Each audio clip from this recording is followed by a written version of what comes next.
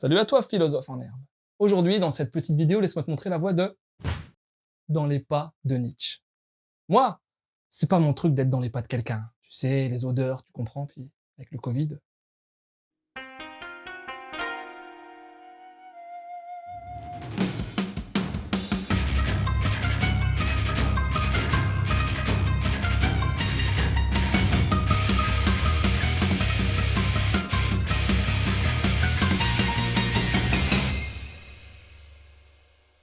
Juste pour être sûr que tu comprennes un peu le film, faut déjà que je m'assure du fait que tu saches qui est Nietzsche. Friedrich Nietzsche est un philosophe allemand du 19e siècle. Ce qui ne te tue pas te rend plus fort. Dieu est mort, le surhomme, le nihilisme. Non mais, allô quoi. Bref. Et dans le Japon de tout de suite maintenant, le voilà qui s'est réincarné comme d'autres philosophes d'ailleurs. Son but va être d'aider Kojima Arisa, une lycéenne qui vient d'être cocufiée avec sa meilleure amie. Eh oui, le mot existe bel et bien. Comment va-t-il faire pour lui filer un coup de main? Tout simplement en tentant d'élever Arisa au rang de surhomme. Quoi? Ah non, rien à voir avec un truc de super pouvoir ou je sais pas quoi. En fait, il veut tout simplement, que cette lycéenne dépasse sa condition humaine. Et pour ça, il va venir squatter chez elle. Eh ouais.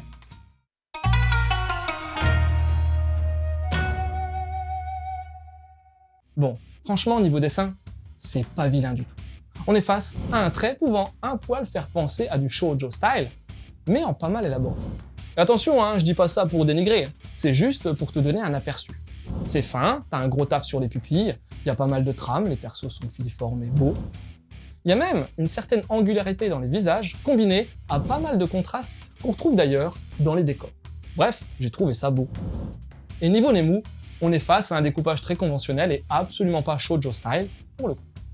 C'est rectiligne mais varié et j'ai trouvé qu'il y avait un paquet de variations dans les valeurs de plan, histoire de donner vie, comme il se doit, aux nombreux dialogues. Les onojap et leur trad française s'intègrent bien à ce titre, sorti chez Soleil Manga et qui comptera 3 volumes. La cover est à la fois douce et classieuse grâce à une belle colorisation. En fin de volume, tu trouveras un Jikai du volume 2 et 2 postfaces qui t'en diront davantage sur la création de ce manga.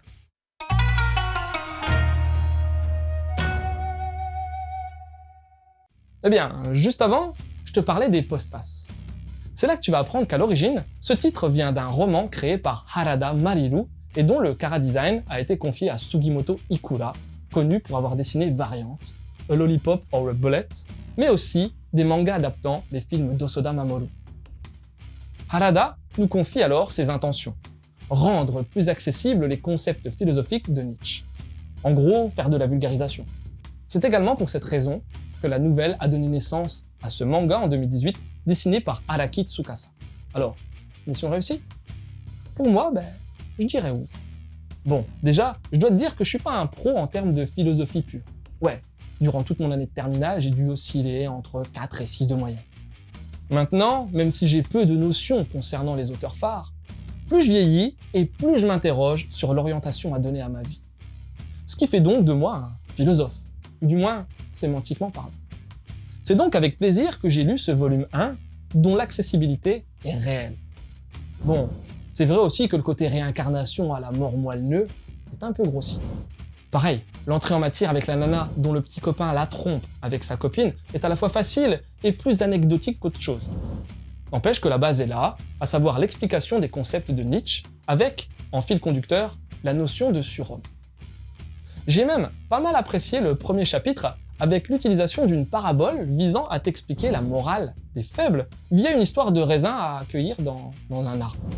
Après, je dois tout de même te l'avouer, j'ai trouvé l'explication des principes un poil fouillis et partant trop dans tous les sens. Bon, c'est bien de ne pas avoir cédé à un chapitre égale une notion, mais là, on transite entre l'éternel retour, le nihilisme en passant aussi par la fameuse mort de Dieu, de manière trop désordonnée, ce qui peut embrouiller le lecteur. De plus, j'ai senti, entre la philo pure et les aventures de notre héros, un léger déséquilibre pointer le bout de son nez en faveur du narratif en fin de tour. Maintenant, je ne peux que saluer l'initiative de ce type de manga, surtout lorsqu'il prend place au cœur de la société japonaise. En effet, la pensée de Nietzsche, visant à parler du développement de l'ego et de la remise en question des valeurs, est tout de même aux antipodes de ce que véhicule le mode de vie japonais, avec la mise en avant du respect des règles et la notion du groupe supérieur à l'individu. En ce sens, cette lecture doit être encore plus pertinente d'un point de vue purement nippon. Quoi qu'il en soit, si t'as envie de découvrir de manière fun et sans trop de prise de tête quelques notions relatives à la philosophie de Nietzsche, ben fonce parce que ça devrait le faire. Et pour aller avec ce titre, je vais te conseiller ce que je considère très certainement comme mon manga préféré de tous les temps, à savoir Bouddha, ou comment mixer de manière parfaite réflexion et narration. Pour plus d'infos, il y a Manga 2. Sinon, c'est pas la première fois que Nietzsche est traité en manga, puisqu'il existe également Ainsi parlait Zarathustra, un one-shot en lien avec le célèbre poème philosophique de l'auteur allemand. Enfin, si tu veux creuser à donf la notion de philosophie de manière poussée et enrichir à jamais ta vie, mate la série française La Philo selon Philippe. 98 épisodes made in AB Productions dans lesquels tu suivras le quotidien d'un prof de philo au lycée. Bien entendu, je déconne. N'empêche que la tentative de rendre la philosophie accessible était fort louable. Voilà, c'était Loot, j'espère que cette petite chronique t'aura donné envie de lire dans les pas de Nietzsche. Je te laisse et continue de suivre la voie du manga.